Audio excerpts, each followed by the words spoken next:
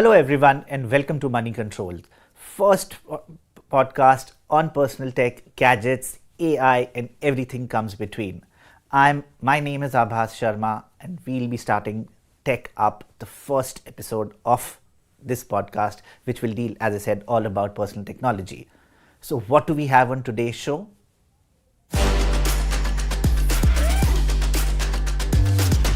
In today's show, we are going to take a closer look at Apple's new M4 MacBook Air. And the big question is, should you buy it? It remains thinner but has become more powerful. Battery life is still excellent.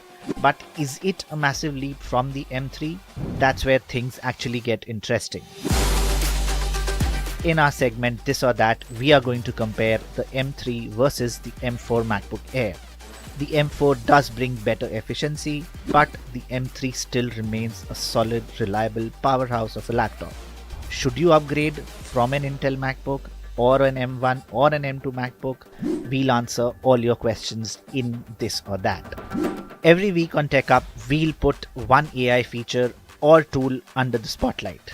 This week's AI spotlight is on ChatGPT's rather a little known feature called memory.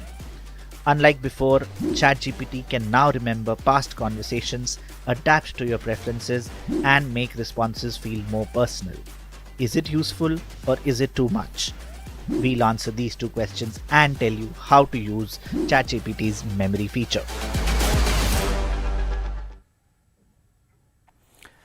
So let's begin the show talking about the all-new MacBook which is powered by the M4 processor.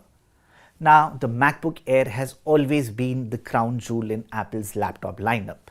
Not because it's light, thin, but since 2020, Apple actually made a big leap in terms of processor. Starting in 2020, Apple launched the first M1 MacBook Air, and since then, we have seen quite a few iterations. The latest one is the MacBook M4 Air. The big change that Apple has made in the M4 MacBook Air is that it starts with now 16 GB of RAM.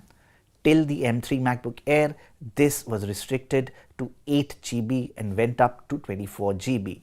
With the M4 MacBook Air, you can get up to 32 GB of RAM as well.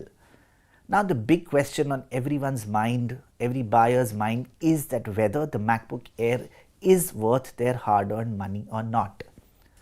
I have been using this MacBook Air for the last 3 weeks, and I can tell you that it certainly delivers impressive performance across the board.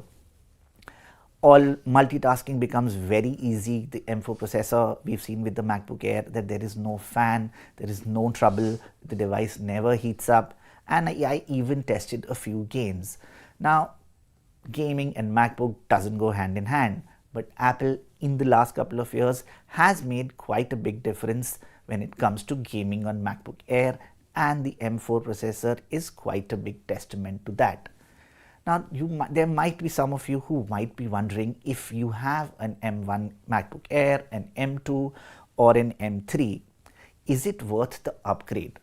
Well, I'll make it very clear that if you have an Intel based MacBook Air, it's high time that you actually look at a M4 or M3 MacBook Air. But to get you more information on how the M3 and M4 compare, I have with me my colleague Ankita Chakravarti, who has been using the M3 MacBook Air for a while. Ankita, welcome to the show. Thank you, Abbas. So tell me, from your perspective, what kind of a difference has Apple made to the M4 MacBook Air when we compare it, say, with the M3 MacBook Air? Okay, so if you compare it with the M3, it hasn't got too many improvements, but one thing that really stands out is that it's got a faster chip, which you mentioned Right. already, the M4 chip, which makes it better for heavy tasks like editing videos or multitasking. It also starts with more memory, so instead of 8 GB, you now get 16 GB. So it Right. can handle more apps at once without slowing down. Plus, Right. one of the biggest thing that more performance hungry users can look at is that it can connect to two external screens at the same time with the lid open. Right. Now, this is something the M3 Okay. couldn't do. But for everyday tasks like browsing, streaming, or the usual school work, the M3 is still really good. The M4, on the other hand, just feels a bit snappier, and it's more future proof. So for most people with M3, upgrading won't make a lot of sense. So the Right. differences are small unless you need the extra power, more money, and of course the dual screen setup, which is kind of a rare thing. So if your M3 works fine, you can stick with it and save some money. But if you're coming from an older MacBook, say the M1 or the Intel, you can actually go for the M4 since it's Okay. also cheaper, which is a huge thing. Yeah. Right, right. You mentioned the pricing that it is cheaper. When Apple actually launched the M3 MacBook Air, the starting price for an 8 GB variant was 1,14,900 rupees. But interestingly, with the M4 MacBook Air, the starting price is 99,900. But Ankita, there's one thing which I have noticed when I have been using the M4 MacBook Air is that how good the front camera has become.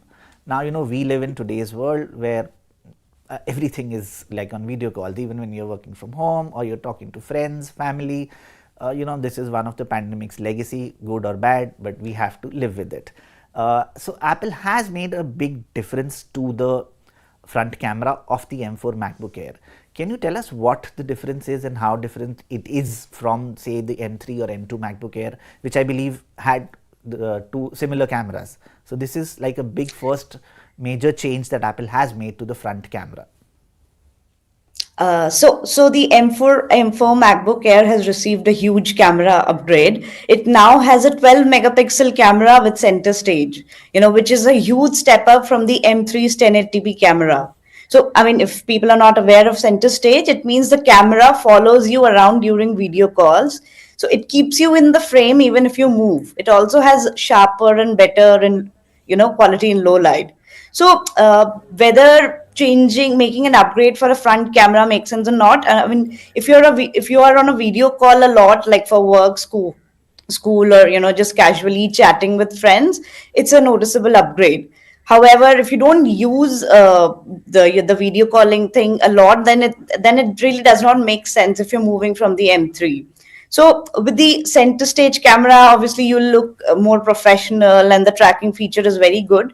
But casual users who don't chat much, it's not a game changer. But it's a nice bonus that makes the M4 feel more modern.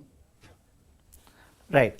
When people buy the MacBook Air, be it any model, and more so since the M series MacBooks have arrived, the battery has always been the biggest talking point. Now, I often joke that when I use the MacBook Air, I know I don't need to carry my charger for at least 2 days. It's good enough to last for 2 days, and that I mean when it's my regular work. If I'm not doing heavy duty, say I'm editing pictures or images, but the battery life of the MacBook Air has always been impressive and one of the biggest talking points. What do you have to say? What do you think about the M4 MacBook Air? Has there been a big difference, say, compared to the M3?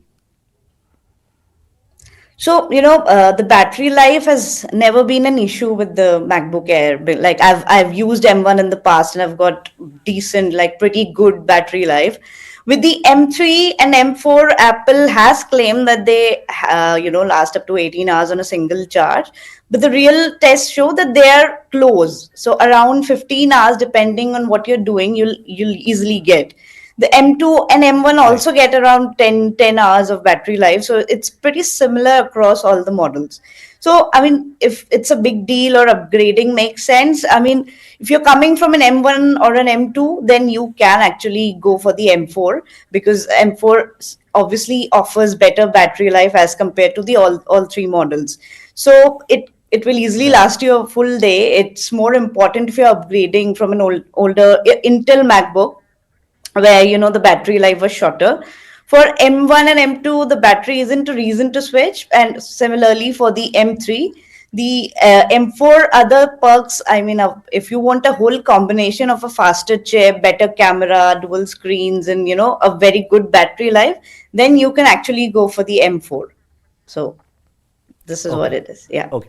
And if I had to put you on spot, how it should say the likes of HP, Asus, Dell be worried with the M4, especially now that Apple is giving a 16 GB variant as the starting choice, plus the price has been cut down. Absolutely. All right, all right. So, thank you, Ankita. Thank you for joining us. The M4 MacBook Air is already available and is priced at, as I said, 99,999. The four things which do go in its favor are the excellent battery life which Apple has, the M series of processors we have seen in the last 5 years. Apple has gradually made them better by adding extra cores. If you are a regular laptop buyer in the market for a new laptop, the M4 MacBook Air certainly deserves more than a second look. But you have to understand, or you must know, that Mac OS, if you haven't used a Mac earlier, comes with a slight learning curve. So some Windows buyers might be skeptical, but the MacBook Air in the long run could be a much needed and well made investment. Moving on from the MacBook Air, we move to something which we talk about, write about almost every day these days, which is artificial intelligence. Every week on this show, we are going to put one AI feature or one AI tool under the spotlight. Today, we are going to talk about ChatGPT's memory feature. To talk more about it, I have my colleague Shaurya Shubham with me. Good morning, Shaurya, and welcome to the show.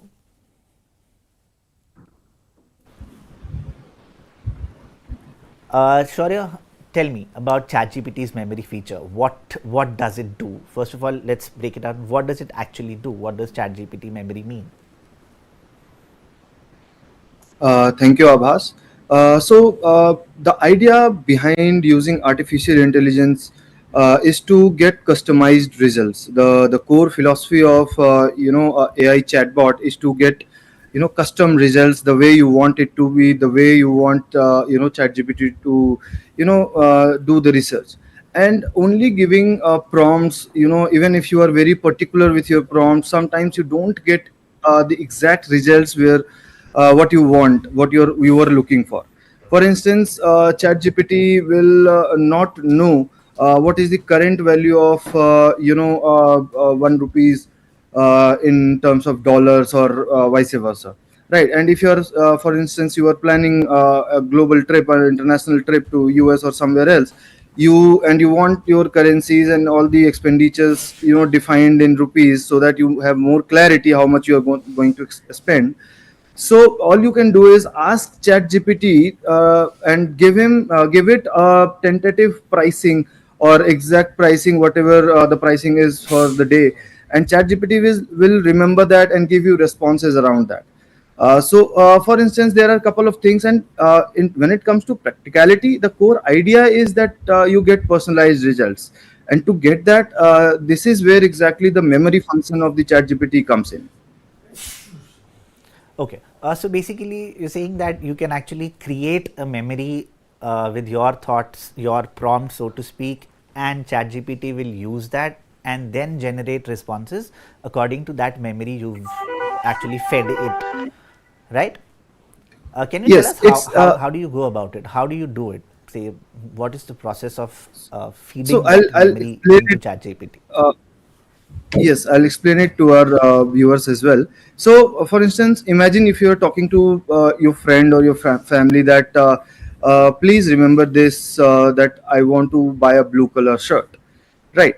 So, even after a month or a year down the line or 6 months down the line, when you ask your friend, they might tell you, if in case they remember, they might tell you that you wanted a blue color shirt, that is something that you wanted, right? This is a similar feature you can do with ChatGPT. For instance, you want your ChatGPT always refers the Indian currency as INR, but in case you want the Indian currency to be referred as rupees, RS, so you can ask ChatGPT, remember that I want my currency is mentioned in rupees, RS, right? So ChatGPT will give you a response that going forward, I will remember that you want the currency to be mentioned or written in rupees, not INR.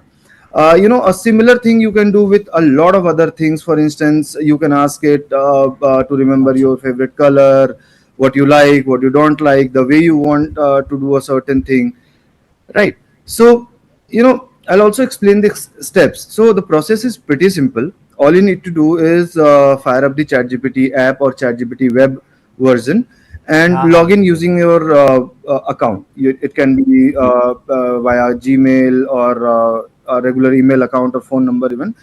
Log in into your ChatGPT account and then go to settings and then open up the memory function. That is the memory function is hidden under the customized ChatGPT feature.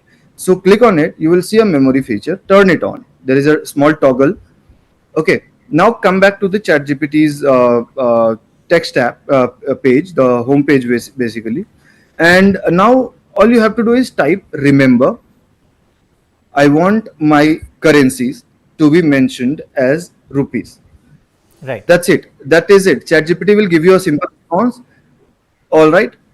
I will remember that you want currencies to be mentioned as rupees and not INR or anything else. Similarly, if you like blue color, so you can ask ChatGPT that blue color is my favorite. I want you to give me some design ideas around blue color or house decoration, home decoration ideas around that. So whenever you will ask ChatGPT to give me some decorative ideas or customization ideas for your home or for your any sort of space right that you want, right ChatGPT will remember that you wanted it in blue color and it will give you responses around right that. Okay, so Shaurya, tell me, is this available for all ChatGPT users, or does somebody has to be a ChatGPT Plus or ChatGPT Premium subscriber? So this is one of the very good things that OpenAI has made several good features available to even free tier users, and actually this memory feature is available to all users, whether you are paid user or a free user, plus member, any user you are. You just need to log in into the account Right, so that ChatGPT can remember your queries as per based on your account details. That's it. right, right. And do say ChatGPT rivals like Google Gemini or Microsoft Copilot or Claude? Do they have a similar feature like this, or it's just an OpenAI exclusive ChatGPT feature? You can ask almost most of the AI chatbots offer this memory feature. ChatGPT initially introduced this feature memory called memory. Other chatbots also offer a similar sort of feature. All right, all right. Thank you so much, Shaurya, for joining us and giving us a DIY guide on how to use the ChatGPT memory feature. So that was today's show. We took a detailed look at the MacBook Air M4, whether it is worth it, whether it's worth upgrading from the M3, and learned how to actually use ChatGPT's memory feature. Do not forget to like and subscribe to Moneycontrol. Thanks for watching. We'll be back next week with more innovative news, more personal tech, gadgets, and what's happening in the world of AI. My name is Aabhas Sharma. Thanks for watching.